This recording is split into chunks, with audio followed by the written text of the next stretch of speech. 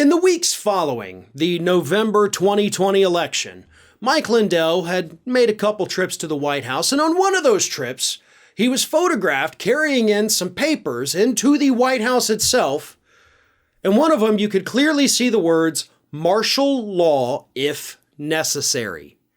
Now, of course, these discussions were about how do we overturn these election results, what are our legal options, blah, blah, blah. Everything we already know that these disgusting scumbags were attempting to do behind the scenes. But martial law, if necessary, kind of seems like a big idea, right? Kind of seems like something people need to understand. Why was this idea even presented to anyone inside the White House? And Mike Lindell, CEO of MyPillow, is the one who walked in with the paper. So this past weekend at CPAC, CBS reporter Robert Acosta, was able to actually catch Mike Lindell and finally ask him point blank, where'd you get the paper, right? Where'd it come from? Who wrote it? Was it you? Was it somebody else? Who wrote the paper? And Mike Lindell lost his damn mind. Take a look. This is just a partial clip, by the way, of Mike Lindell going absolutely berserk when Acosta asked him about that piece of paper. Take a look. Journalists are traitors. Traitors. CBS, Robert Costa is a traitor to the United States of America. No, you're a traitor. This is old news. You're regurgitating. You care about, why are you protect a company called Dominion and you attack a company called MyPillow? You're a traitor to our country. You're a disgusting traitor. Traitor.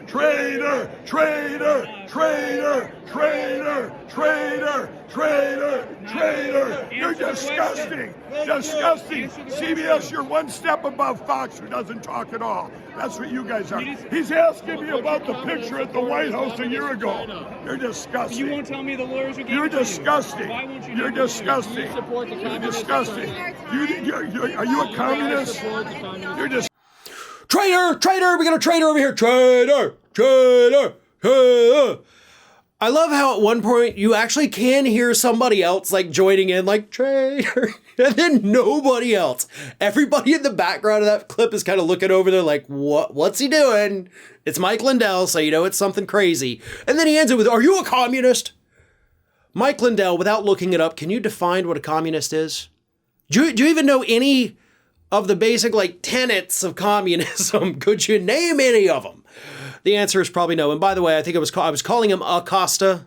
It is Costa. It's Robert Costa with CBS. So my apologies for that.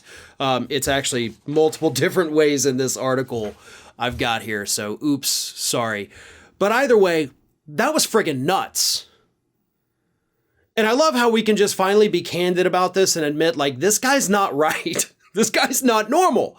This isn't the way you behave when somebody asks you a valid question that you have written on a piece of paper, martial law if necessary, and you took that paper along with your other stack into the White House to meet with the President of the United States. We deserve answers about that. That doesn't make anybody a traitor. Hell, that means that Robert Costa's doing his damn job. Something that we always want the press to do, and Costa, dang it, was doing it.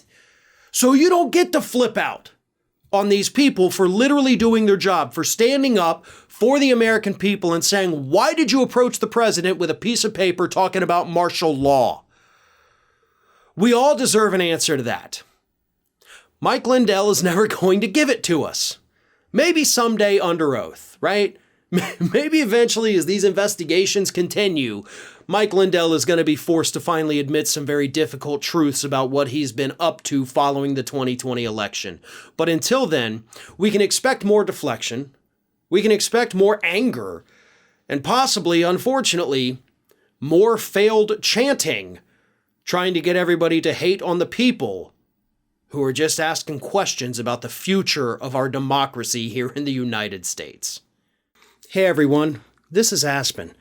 And did you know that for the low cost of $0 per day, you can subscribe to the Fair and Balanced YouTube channel? We also encourage you to like, comment, and share, but again, click that subscribe button and help Aspen not be so grumpy.